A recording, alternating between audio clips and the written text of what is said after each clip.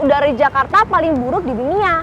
Makanya sekarang ibu kota dipasang alat pemantau pencemaran udara di beberapa titik. Kalau menurut Menteri Kesehatan Nila Muluk, penyebab dari pencemaran udara ada beberapa faktor, yakni transportasi, industri, dan pengolahan sampah. Terkait hal ini, Presiden Joko Widodo juga mendorong Gubernur Anies Baswedan untuk menggunakan mobil listrik di Jakarta. Lalu bagaimana ya pendapat masyarakat mengenai hal ini? Ini dia Suara Jakarta.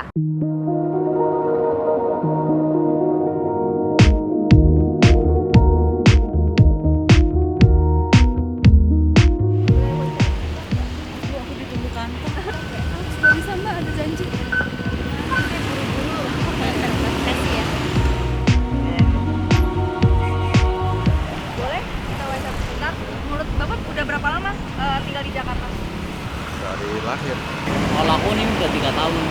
7 tahunan, 20 tahun lebih lah ya. Menurut Mbak, polusi dari Jakarta itu jelek ya? Iya, Jelek ya? banget. Nggak banyak berubah ya. Enggak sih, lagi buruk sekarang suasananya. Polusinya cukup lumayan dibandingkan dengan tahun-tahun lalu.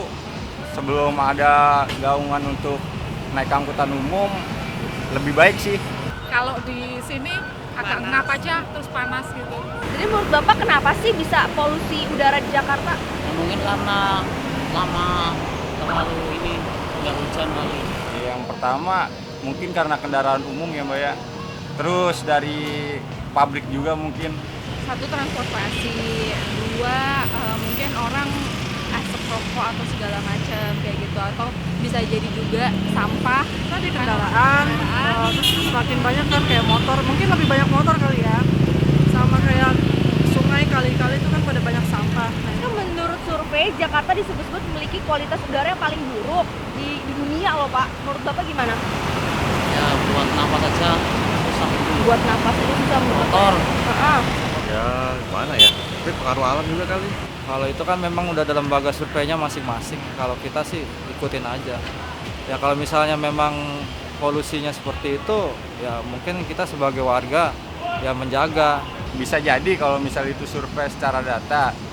Tapi mungkin kalau untuk yang dirasakan ya belum terasa sekali sih perbedaannya. Sedih sih, soalnya kan harusnya kita bisa lebih sering jalan kaki kayak gini, tapi karena udaranya jelek jadinya orang pada malas jalan kaki. Kalau tanggapan saya sih nggak terlalu buruk juga, cuma harus ada perbaikan, mungkin ada penanaman kembali, pohon-pohonnya hijau. Terus mungkin aku juga nggak tahu sih dunia tuh polusinya gimana, cuman kalau menurut aku sendiri Indonesia parah sih, karena kan kayak sekarang banyak banget transportasi motor. Bapak malu nggak sih dengan hal itu? Sebetulnya ya kalau malu ya bagaimana, itu juga kan ya. Berarti saya malu sama Mbak sama ini juga ya. Jadi kan karena kan ini juga polusi udara ini juga kan mungkin juga karena pengaruh kita juga yang tinggal di sini. Malu ya? Iya. Cuma harus dari kitanya juga yang jaga. Saya bukan merasa malu sih, enggak sih. Karena memang Jakarta kan memang padat gitu aja. Malu sih enggak, karena saya warga Jakarta. Dibilang malu ya malu, dibilang nggak malu ya nggak malu. Tapi keadaannya sudah seperti ini. Gimana masyarakatnya bisa sadar supaya kita nggak terlalu malu-malu amat. Malu banget lah. Iya. Malu banget lah, itu kan suatu jelek banget. Iya. Kamu ngerasain nggak sih dampak langsungnya kayak misalkan kepala jadi pusing atau sering Sesak nafas sih. Saat ini sih belum terasa ya. Ya kalau kesehatan sih paling ada misalnya agak sesak atau apa. Iya, kalau untuk dampaknya emang kalau polusi kita, apalagi kita di jalanan, petugas sterilisasi koridor. Jadi emang untuk debu kadang emang berasa juga. Kalau untuk ya bisa jadi pusing mungkin kalau. Iya, masalahnya kalau di Malang kita kan fresh gitu ya. Di sini aja saya 2 minggu udah flu, kadang tenggorokan itu udah agak sakit terus ngap gitu. Jatuhnya ke kesehatan gitu sih.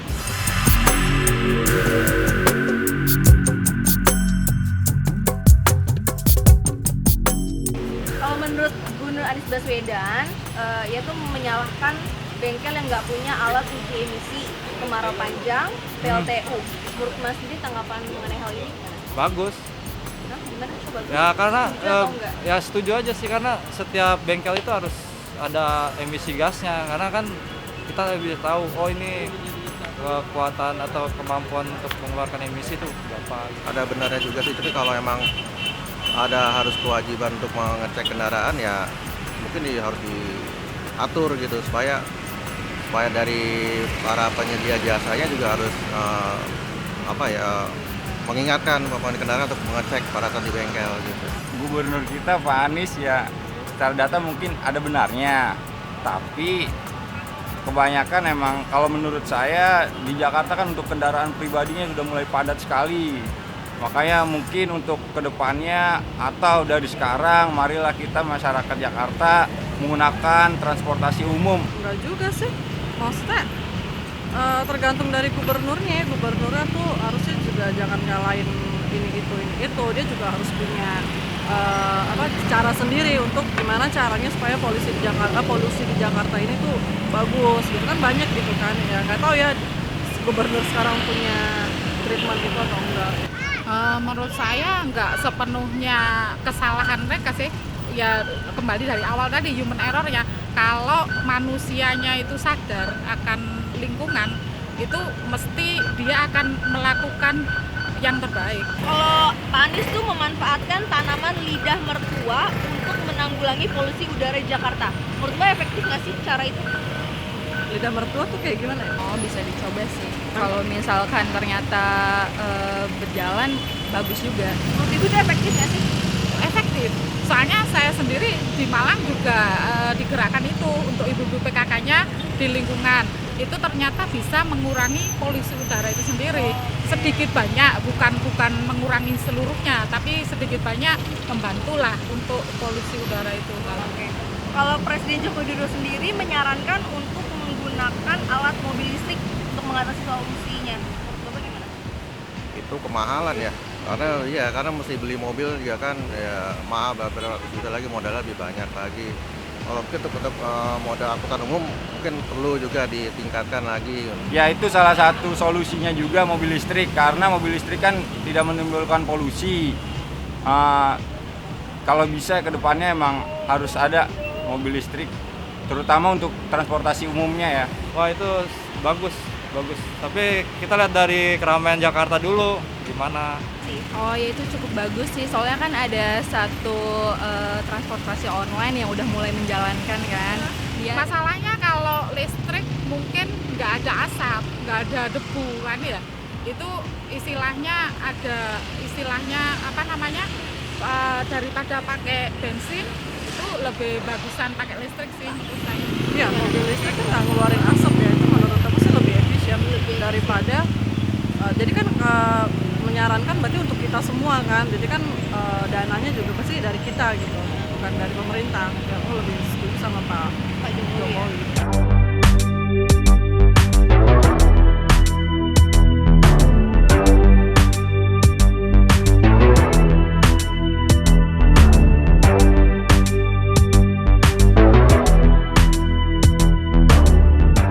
Menurut Mbak sendiri nih, solusi untuk mengatasi polusi Jakarta gimana?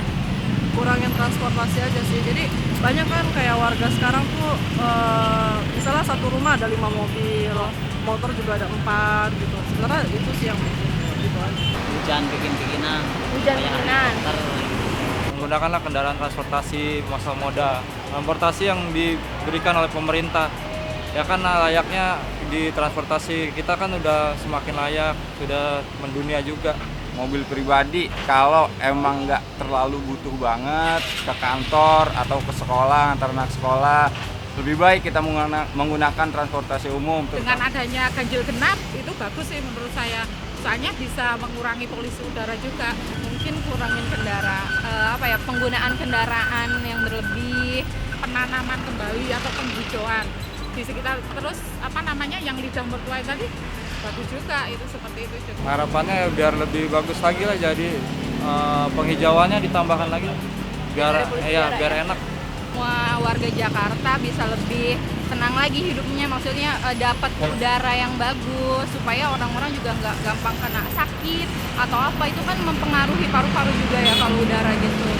Transportasi sih, jadi kayak ini kan ada bus, ya udah naik bus aja, ada kereta ya udah naik kereta aja.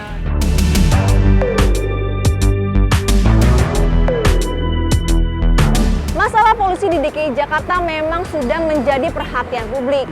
Tak cuma Pemprov DKI Jakarta saja, namun Presiden Joko Widodo juga menyayangkan hal ini. Tak cuma itu, Duta Besar Denmark untuk Indonesia mendatangi Gubernur DKI Jakarta Anies Baswedan terkait hal ini. Lalu apa yang harus kita lakukan untuk mengurangi pencemaran udara di Jakarta? Coba tulis pendapat kamu di kolom komen.